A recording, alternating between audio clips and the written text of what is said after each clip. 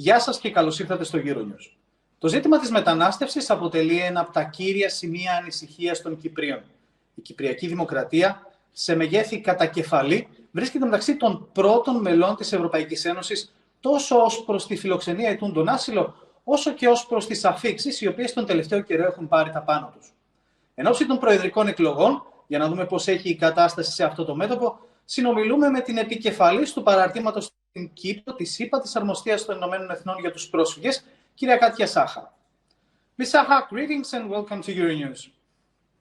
Thank you very much for the invitation. It's a pleasure.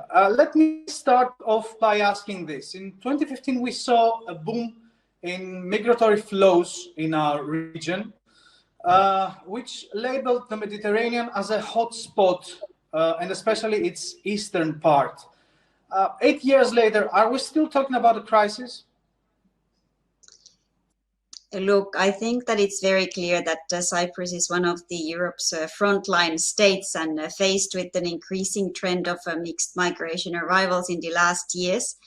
But we would consider this to be almost a new normality. It is highly unlikely that there will be a very dramatic drop in these arrivals in any time in the near future. So Cyprus is certainly in need of solidarity and assistance to adequately manage the current situation. Okay. Come to think of situation, what does the situation look like right now? Look, there is a lot of focus on the situation of irregular migrants in Cyprus, and at the same time, we should not forget that among those arriving are people who really are fleeing conflict and persecution from countries such as Syria and Afghanistan, and so who really are in need of international protection. And so the right to seek and enjoy asylum is a basic human right that's guaranteed by international law. So despite the undue pressure and the challenges the high numbers of asylum seekers put on Cyprus at the moment, it is essential to maintain access to territory and asylum procedures for persons who are seeking asylum in Cyprus, including those who are arriving irregularly across the Green Line or by boats. To be in compliance with the right to seek asylum. So this does not mean indiscriminate access to all, but it does require a system that would guarantee the access for genuine asylum seekers. So we should preserve the asylum system for those who are in need of protection. Now, as per the Eurostat's latest data, Cyprus is now second per capita in Europe receiving asylum seekers, just after Austria. And according to the latest statistics provided by the government of Cyprus, 21,565 new asylum applications were made in 2022. So there is a very considerable backlog at the moment of almost close to 30,000 asylum claims that wait to be processed at the first instance. And UNHCR is very pleased to note the efforts that have been made to fast track and to quickly reject claims of people who clearly are not refugees, and also to return them back to their countries of origin. But we do think that it is equally important to fast track and prioritize claims that are made by persons who clearly are in need of international protection. So an interesting fact is that there are over 11,000 claims that are made by Syrians and Afghans that are waiting to be processed. But only a little over 300 decisions were issued in the last year for these two nationalities. So if these people were quickly given either access to refugee or subsidiary protection status, they could then, of course, have full access to the labor market, to find jobs, to become self-sufficient, and to start also contributing to the society. But as at the moment, it takes an average of 3 years to have one's asylum claim adjudicated. So the employment opportunities for asylum seekers really should not be restricted to low-paid jobs, and due consideration should be taken of their qualifications and skills. Asylum seekers waiting for their cases to be resolved over a long period of time could also be channeled into employment sectors where labor shortages are very regularly reported, such as hotels, restaurants, domestic care, and others. And this would really serve as a win-win situation for both asylum seekers and the local economy, as currently most asylum seekers, they depend on the insufficient welfare benefits, and they really put an unnecessary pressure and burden to the welfare services that are struggling to cope with this demand. So a decongestion of the asylum system and improved access to labor market would allow the government then to focus on the integration of those who have been granted international protection. Right. So let's go to the issue of reception centers. They have been long functioning at full capacity, and this has caused certain troubles both inside those and in the surrounding areas. So much so that the government is planning to set up more reception centers to tackle that. Can you talk to us about a bit about their living conditions? How will they cope with harsh winter expected, or with the infamous summer temperatures in Cyprus? Indeed. First, maybe to note that there's only one state-run reception center that's located in Kofinu.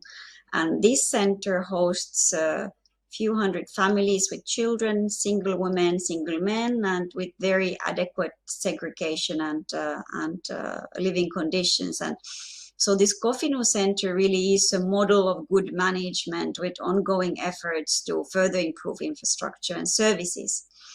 The difficulty is really with this registration center in Purnara. So arrivals of asylum seekers really continued to increase over the years and led to an overstretching of the limited reception structures in Cyprus. So newly arrived asylum seekers are faced with really multiple challenges with regards to their first reception at the Purnara registration center and also the subsequent transition to the community.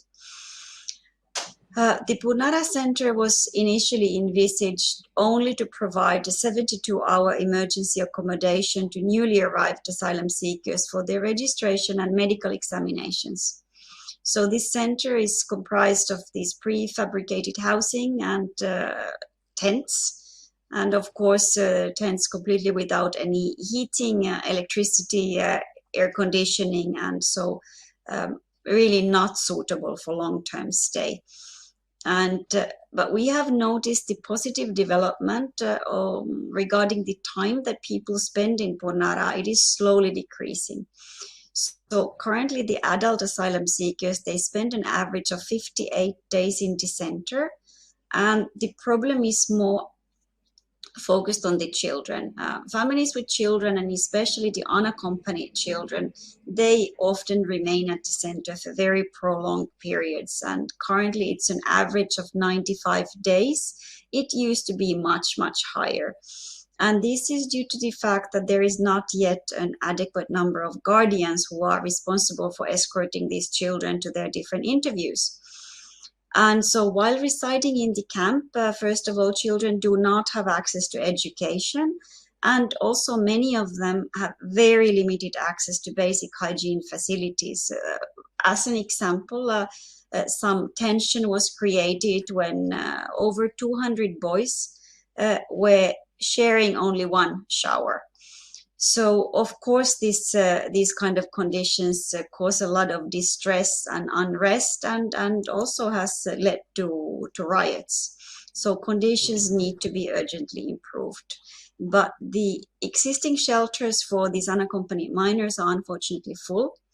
So there is an urgent need to open new centers for these children to avoid them staying long periods of time in Purnara.